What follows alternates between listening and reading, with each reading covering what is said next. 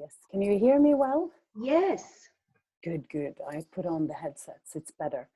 All right. Well, I'm sorry for the glitch, and I hope I'll manage to cover everything that I wanted to share with you this time that we have. And thank you for inviting me, Linda. It was very nice. I thrive at an opportunity to share with you SOULFLOW, which is at the heart of my work.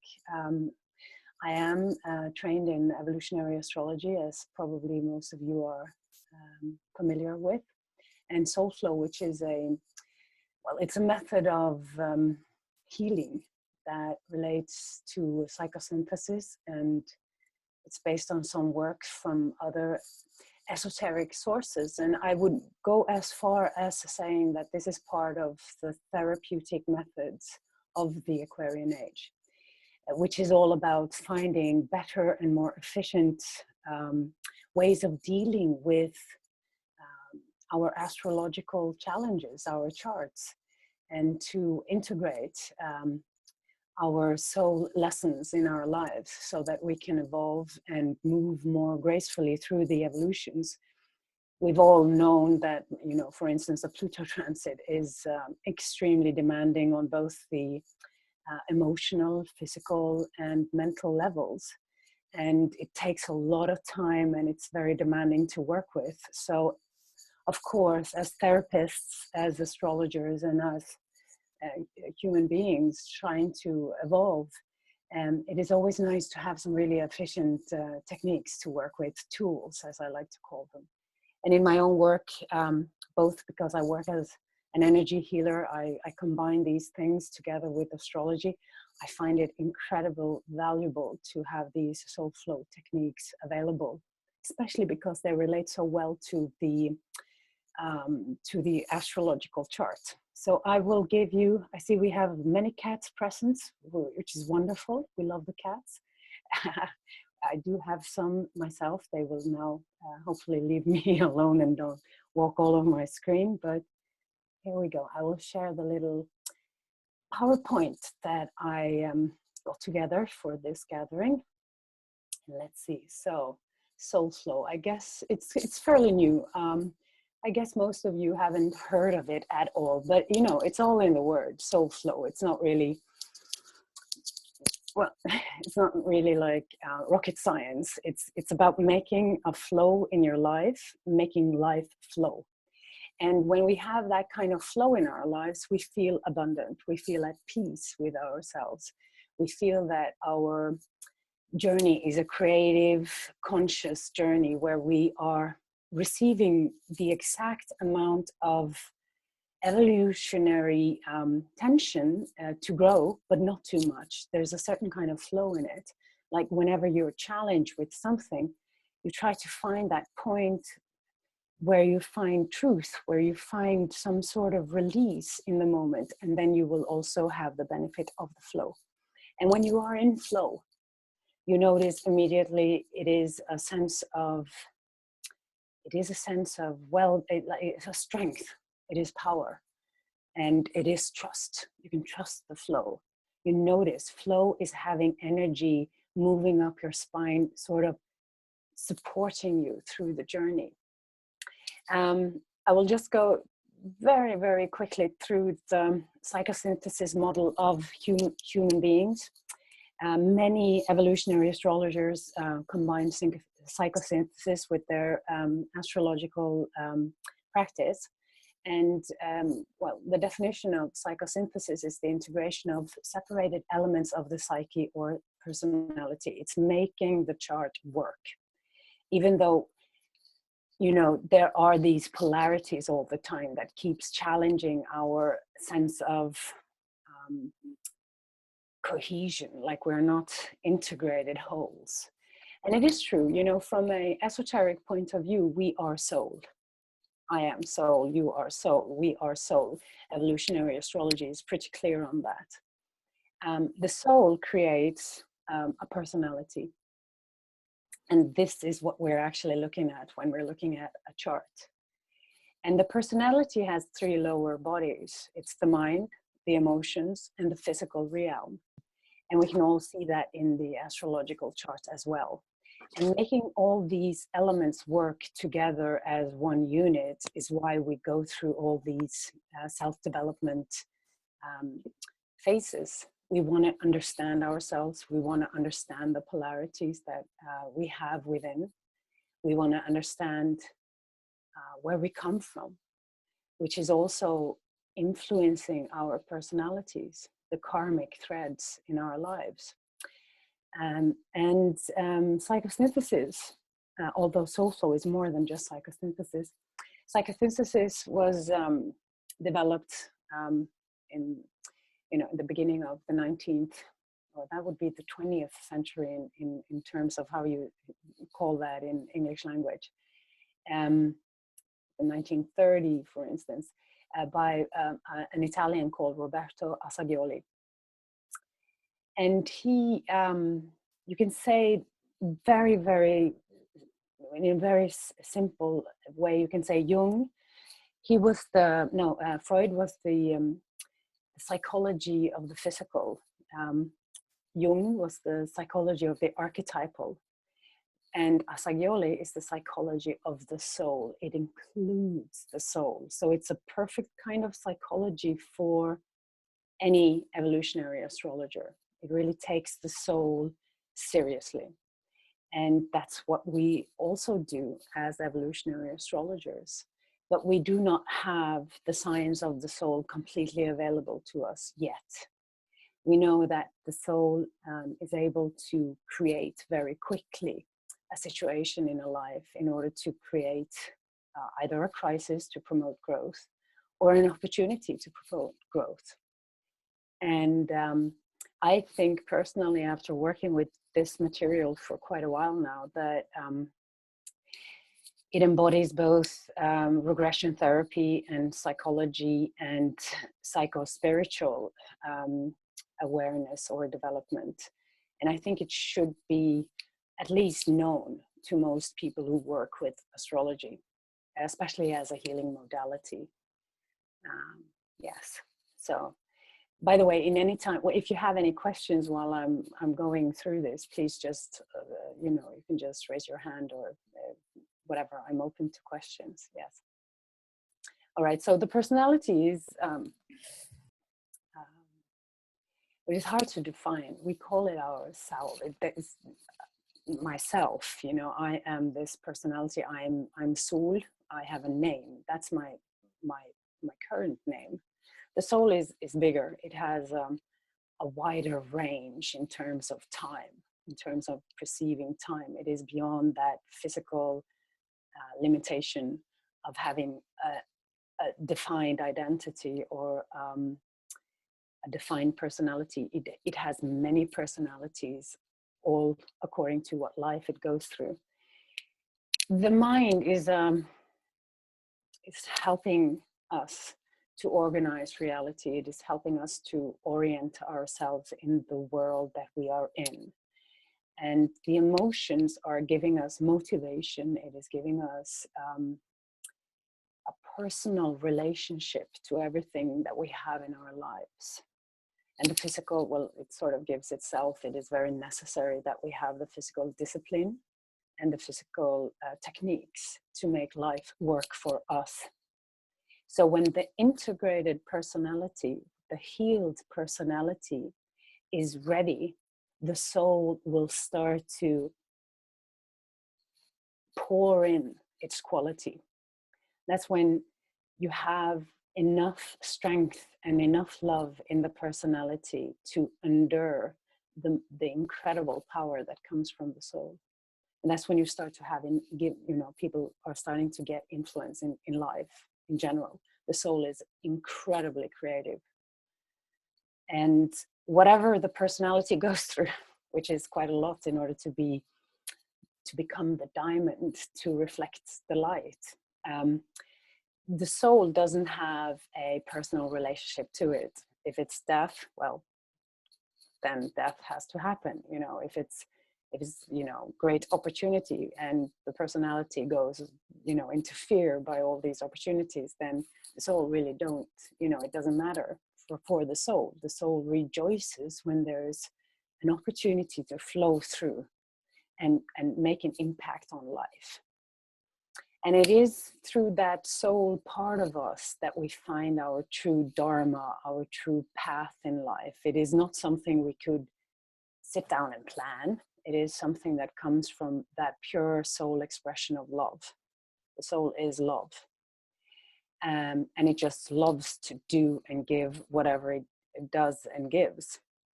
So there is a plan, a function in the soul, and it has no ego in the sense there's no, I normally say there's no business in soul. There's no business in love. And it works together in groups. So the soul, when we will now realize more and more people on earth today that we are souls. And from this soul perspective, we also understand that we are better off working with our personal soul group. So there's no competition in soul. That's why I say there's no business in soul. There's business and separation in personality. There's always this, and especially in the emotions, which are led completely by the instincts. So there's always this innate conflict, and Jeffrey Wolfsgreen calls it the dual impulse of the soul. It is that innate conflict between personality and soul. And there is this resistance to returning to the source, as if I was going to lose my entire self, my will, my freedom, if I gave in to the soul. So therefore, these incredible crises that occurs when that steady path through the evolutionary levels are being enhanced by any transits of the outer planets. That's when that real, the personality is going through these massive massages that makes it little by little available to soul infusion. Soul is great inspiration. So I think from a spiritual, we almost have like a spiritual instinct to wanna experience this part, to wanna be meditated by the soul that we are. So it's true awakening, it's true liberation, it is true achievement to have that part of you flowing through your life. The soul is also a natural healer. So whenever you have problems with the mind, with the emotions, with the physical, as in physical, emotional, or mental illness, the soul will, as we get in touch with it through, for instance, meditation, we will also see that the soul has a natural ability to create union where there is inner separation or splits. Through these powerful techniques, and we use them a little bit in, for instance, shamanism. You can see them in shamanism as the underworld, the overworld, and the kind of how to work to become an integrated personality. So there is this sense of a very natural method here, a method that invites us to understand what it means to be a human being and what it means to be that soul that we are, and how we can create through karmic healing an opportunity for us to really move into a deeper flow of life, to really move into a deeper creation and creativity in your own life. This is that's the egg. It's the famous egg of psychosynthesis. I will move this. Oh, sorry. I'll move this a little bit so that move this. We can just say, oh, there we go. We move it there. And this is the egg of psychosynthesis. I find it it's a great model for working with understanding what it means to be human. And it's the aura, you might call it. It's just that that space that you live in, and the space that you experience life in. I mean, everything that comes in life goes through a field. This is the field that is you. And if you look, I will use my little pen here for a shot. look at the egg, the lower of unconscious, which is down here. Then you have the middle unconscious, is in the middle here, and then the higher unconscious. These are words that are being used because most people are unaware of the impulses that drives them. What they are aware of, it is that point in the middle, and it looks like the dot inside of the glyph of the sun. It is that point, that awareness. It is that point is in this moment watching this webinar, this particular material that I'm presenting, but you might be aware of other things on as well. You might be aware of something in your immediate surrounding, have that field of consciousness here. So you include other things like your own personal ideas will spring into the field of consciousness, your thoughts coming in, commentaries. There could be distractions in the environment, for instance. There can be, like it's feeding into your own kind of inner loop of creative thinking. But you're not perhaps thinking of what happened in your childhood, for instance, right now. Like these things are, not inside the conscious field. Your eye is not turned against, for instance, what are you going to have for dinner tomorrow? So that's something that you are perhaps leaving for another day or another time.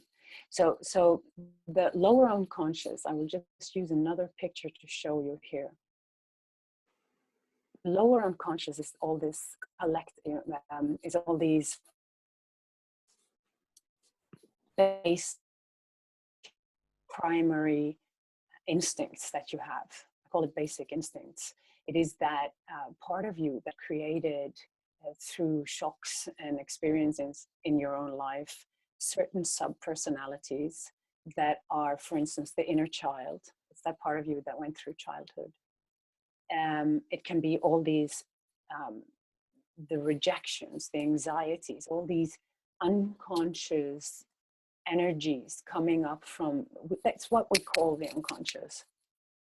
And you can see from the first egg here that there is a dotted line around the entire egg here, these dotted lines. So there are always, and the seventh is the collective unconscious, there are always coming in impressions from the outside here, leaving parts of you tainted, affected by something that happened in your surroundings.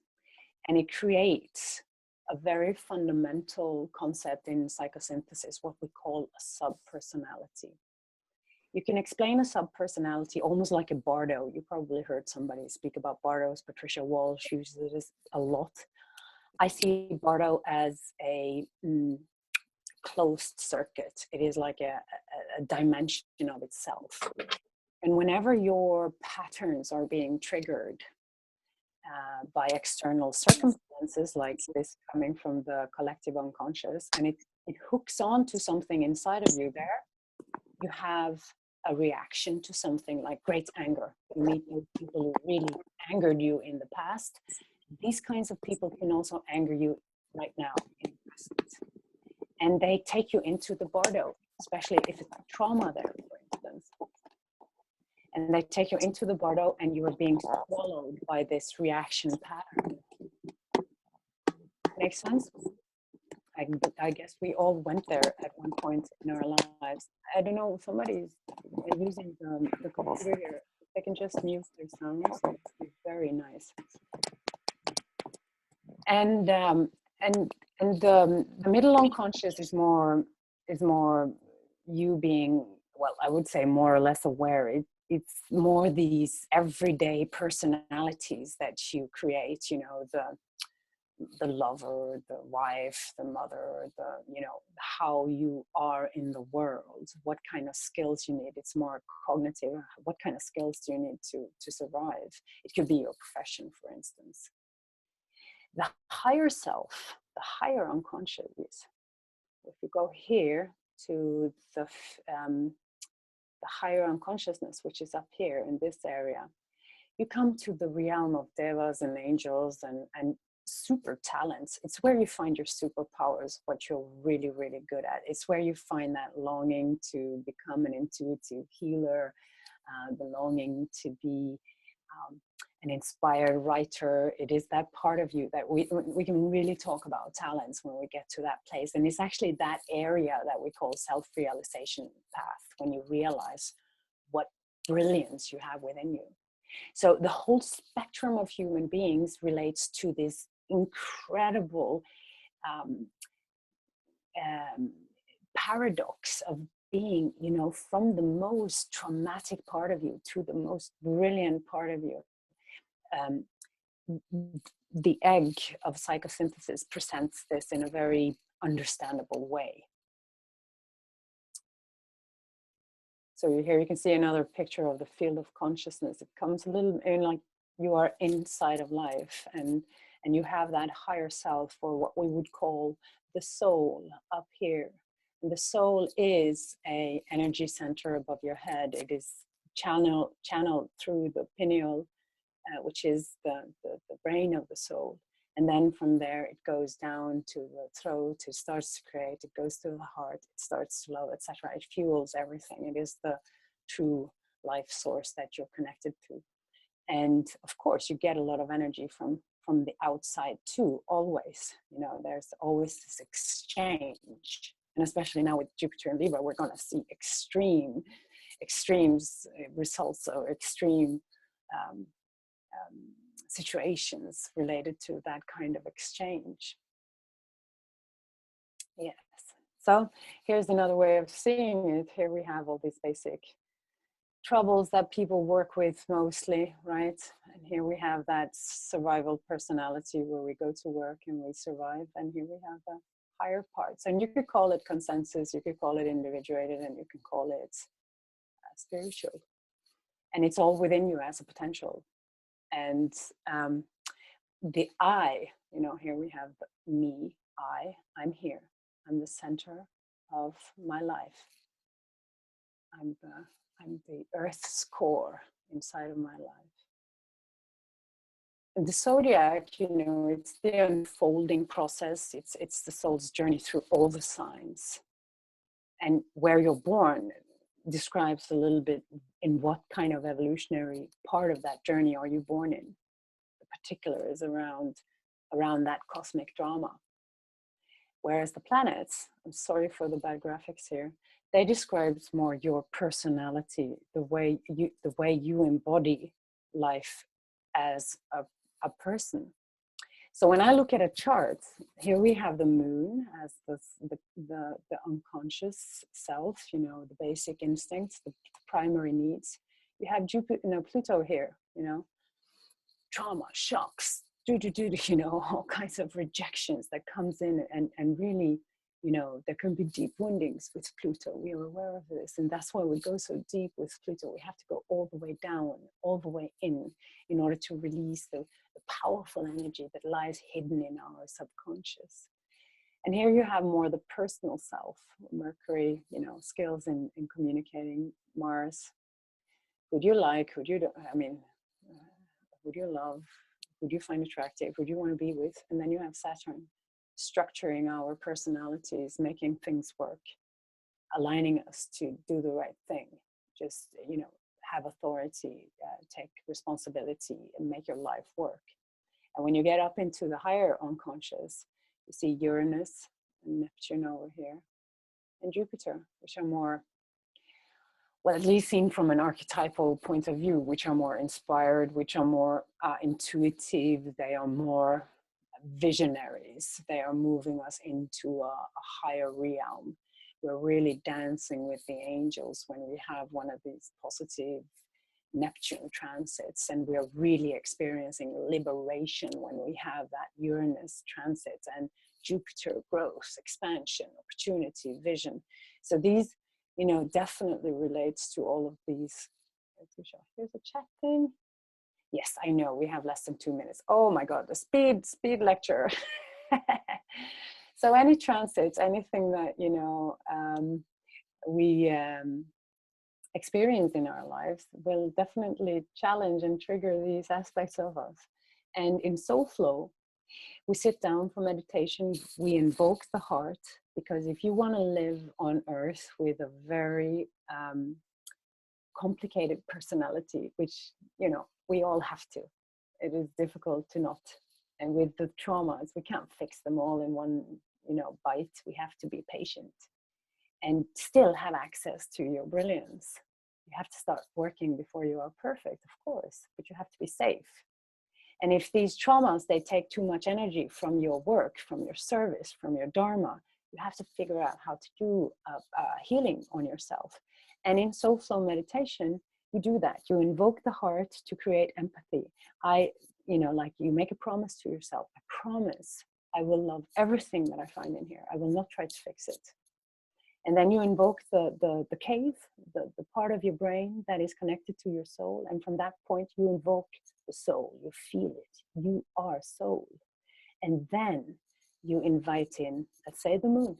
We're going to have a little chat with the moon today. What's up, moon? Or you invoke, you know, whatever it is, you know, like the critical one. I'm so self-critical. I stop myself every time I go, you know, I try to do something. Let's do a soul